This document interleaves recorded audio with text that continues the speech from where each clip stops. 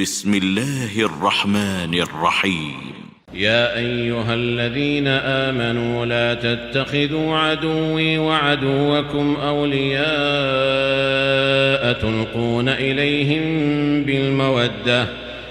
تلقون إليهم بالمودة وقد كفروا بما جاءكم من الحق يخرجون الرسول وإياكم أن تؤمنوا بالله ربكم إن كنتم خرجتم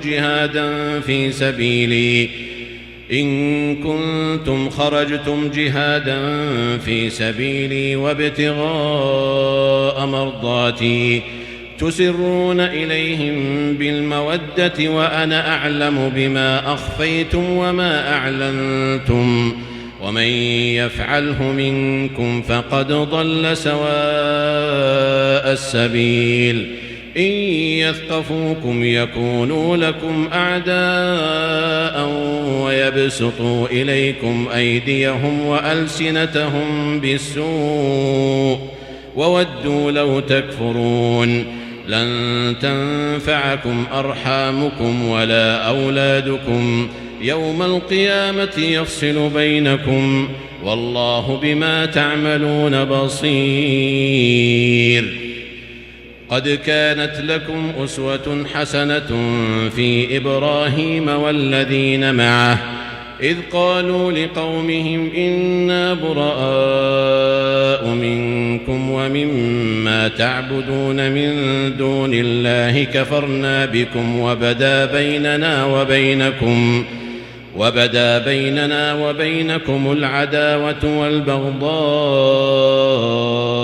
أبدا حتى تؤمنوا بالله وحده إلا قول إبراهيم لأبيه لأستغفرن لك وما أملك لك من الله من شيء ربنا عليك توكلنا وإليك أنبنا وإليك المصير ربنا لا تجعلنا فتنة للذين كفروا واغفر لنا ربنا إنك أنت العزيز الحكيم.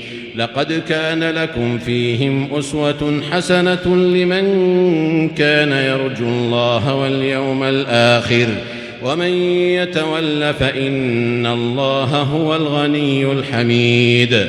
عسى الله أن يجعل بينكم وبين الذين عاديتم منهم مودة والله قدير والله غفور رحيم. لا ينهاكم الله عن الذين لم يقاتلوكم في الدين ولم يخرجوكم من دياركم أن تبروهم وتقسطوا إليهم إن الله يحب المقسطين. إنما ينهاكم الله عن الذين قاتلوكم في الدين وأخرجوكم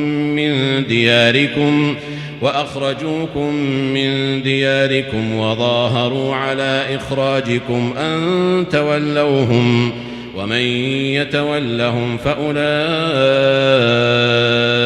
هم الظالمون. يا أيها الذين آمنوا إذا جاءكم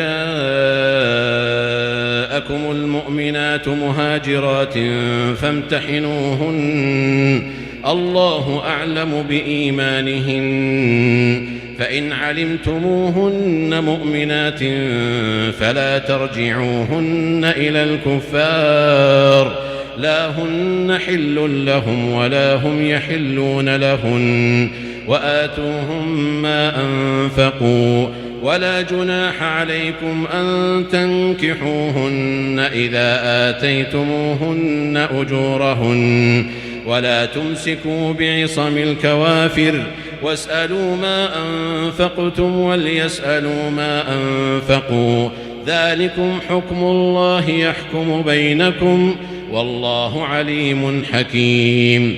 وإن فاتكم شيء من أزواجكم إلى الكفار فعاقبتم فآتوا الذين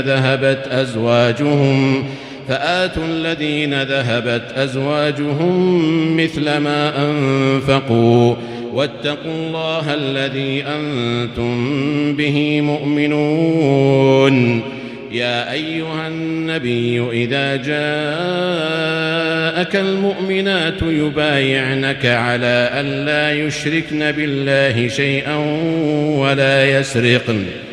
ولا يسرقن ولا يزنين ولا يقتلن أولادهن ولا يأتين ببهتان يفترينه بين أيديهن وأرجلهن ولا يعصينك في معروف فبايعهن واستغفر لهن الله إن الله غفور رحيم. يا أيها الذين آمنوا لا تتولوا قوما غضب الله عليهم قد يئسوا من الآخرة كما يئس الكفار من أصحاب القبور.